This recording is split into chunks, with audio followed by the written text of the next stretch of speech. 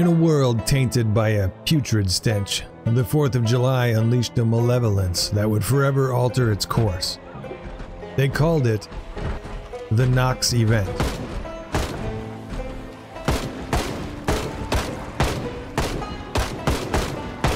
A seismic upheaval that shattered the very foundations of normalcy. But that was half a year ago, when the nightmare of evacuation still haunted the living, before chaos reigned and martial law became the norm, before the insidious plague of the undead spread its gnarled fingers across the globe. Allow me to introduce to you Jeannine Gillis, a young woman from Kentucky. Once relished the freedom of the great outdoors, but those days are nothing more than a fragment of a fading memory. Now, locked away in her desolate abode, sleep eludes her, for the ravenous undead prowl just beyond her fragile sanctuary.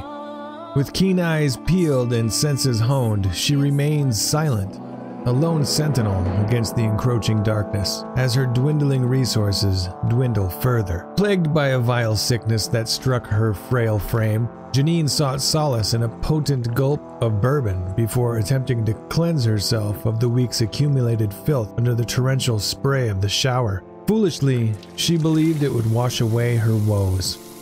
As the water cascaded, a foul aroma wafted through the air. Smoke!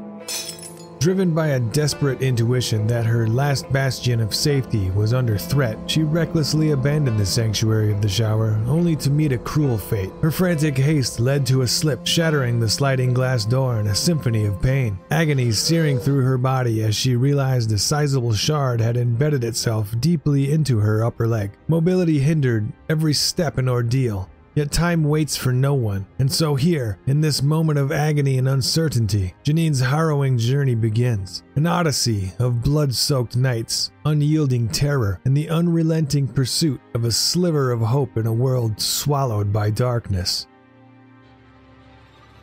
Coughing and sneezing, drunk, bleeding, limping, in excruciating pain. Soaked to the bone and dreadfully underdressed for the biting grip of winter, Jeannine found herself trapped. With trembling hands, she gulped down a mouthful of water to quench her parched throat. There was no refuge from the approaching horde of zombies. In a frantic scramble, she hastily salvaged whatever she could from the remaining cabinets. The fire raged, urging her to flee. Ripping a curtain from the window, Jeannine clutched it tightly, hoping to fashion a makeshift bandage for her grievous wound. But before she could focus on her injury, a sinister presence invading her crumbling sanctuary. They were already inside. Panic consumed her as she hurried towards the door. A fiery sentinel charged mercilessly towards her.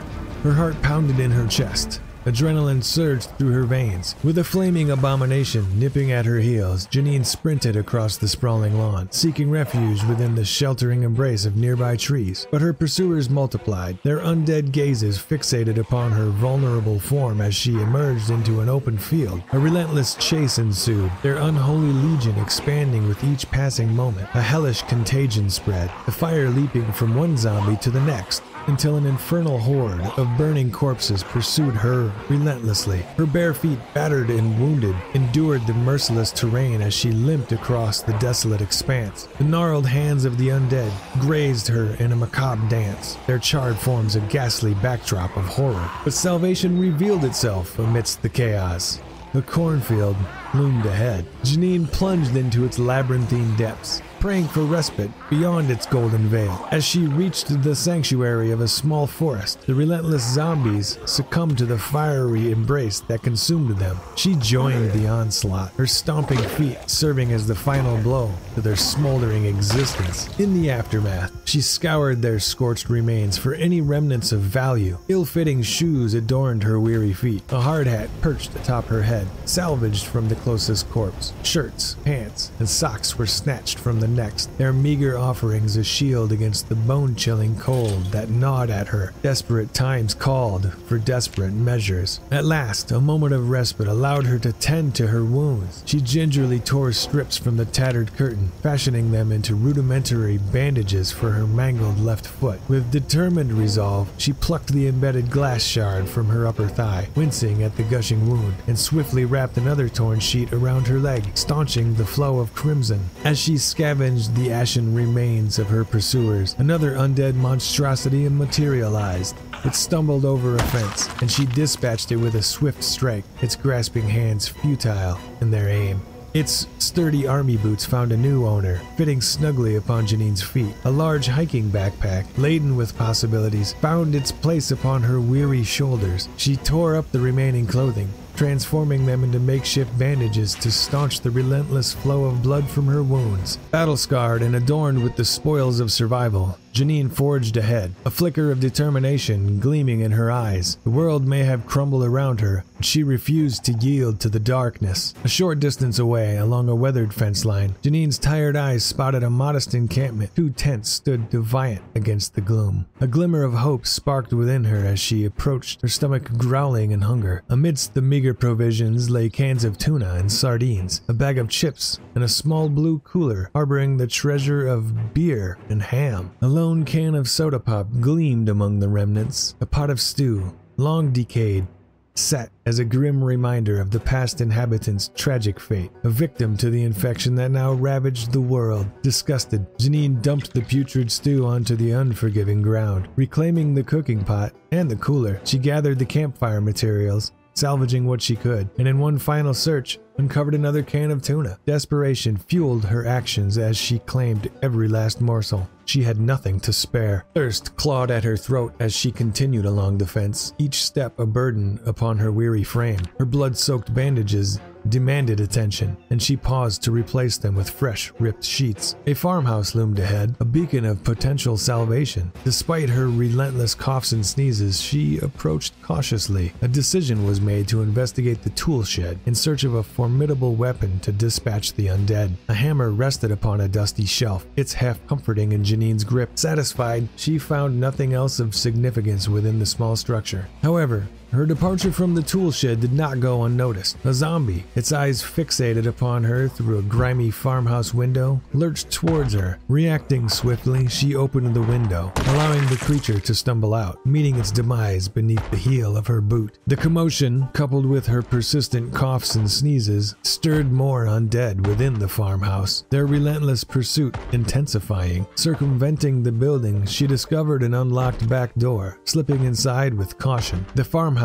became her battleground, tension palpable in the air. A locked storage pantry held yet another zombie, swiftly dispatched by Jeannine. It had a warm jacket, which she quickly put on, in addition to a watch which revealed the lateness of the hour, a testament to the passage of time amid her harrowing journey. The urgency of her situation had sobered her rapidly. Room by room, Jeannine meticulously searched the house, her senses on high alert for any lingering threats. The cabinets revealed scarce treasures, leaving her wanting. The blood-soaked bandage on her leg begged for attention, but there was no time to rest until she could ascertain the absence of further danger within the residence. An upstairs bathroom became a temporary repository for the torn clothing and rags, while the remaining rooms proved to be devoid of sinister presence. One room held a brand new jacket instead of the blood-stained one she had gotten from the corpse downstairs in the pantry, and another a brand new pair of jeans. Finally, a moment to rest and assess her dire circumstances, if only briefly. Weary, battered, and drenched in fear, Jeannine paused, contemplating her next move in the face of unrelenting horror. Jeannine gingerly adjusted the bandage on her thigh, the wound still seeping blood relentlessly. Each fresh bandage succumbed to the saturation almost immediately. Surprisingly, the injury on her foot had managed to heal with remarkable speed. Her gaze shifted listlessly through the pages of the salvaged magazine, her mind grappling with the weight of her next moves. The bleeding had to be stopped, the persistent cold subdued, and the growing hunger gnawing at her belly sated. With a hobble, she descended the stairs to the kitchen. The cooking pot from the campsite, along with a saucepan, were placed outside strategically to catch rainwater. She aimed to replenish her supply and purify it through boiling. Canned goods lined the shelves, but a glaring absence mocked her. The lack of a can opener. Determination etched upon her face. She vowed to find one. Resting the cooler on the countertop, Jeannine allowed herself a moment of indulgence after her ordeal. She devoured half of the ham, washing it down with handfuls of water from the sink. Her hands, makeshift cups, quenched quenched her thirst. Exiting the house, she ventured into the backyard, drawing upon her outdoor skills for sustenance. A fresh change of bandage on her thigh, its crimson flow unyielding, preceded her gathering of tree branches. An inspection revealed the presence of 2 undead lurking within the barn. Swiftly, she dispatched them,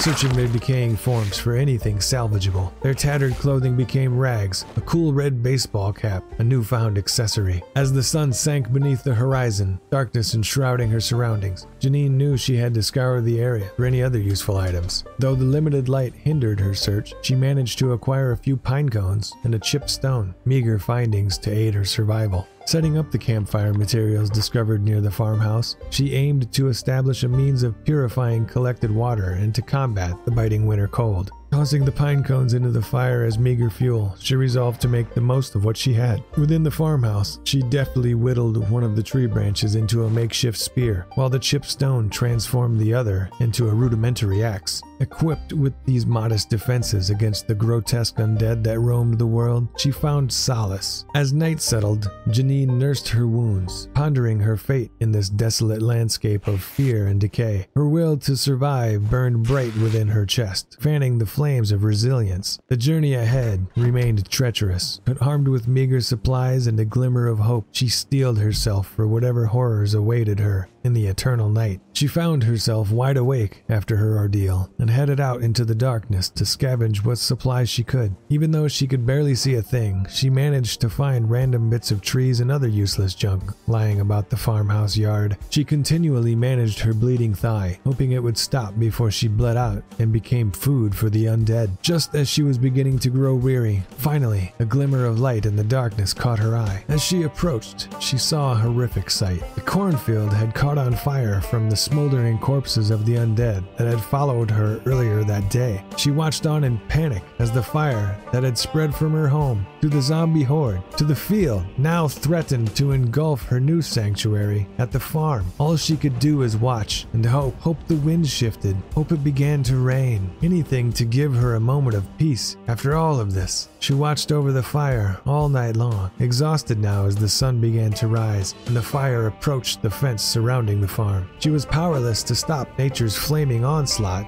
and looked on in horror. Hobbling back to the farmhouse to gather up what little she had, she prepared to abandon the only space she felt safe. After collecting the cooking pot out back, she scrambled back to the fence to assess the damage, and with a sigh of relief, noticed that the fire had gone out after burning only a portion of the fence surrounding the farm. It still burned in the forest and cornfield nearby, but at least it was no longer threatening the farmhouse. She returned to the farmhouse, completely exhausted, and made sure that the doors were secure. It was just after 9 a.m. when she finally fell into a bed upstairs and rested her weary body. The coming days would be hard, more difficult than anything she had ever faced before, but at least she had found a safe place. For now.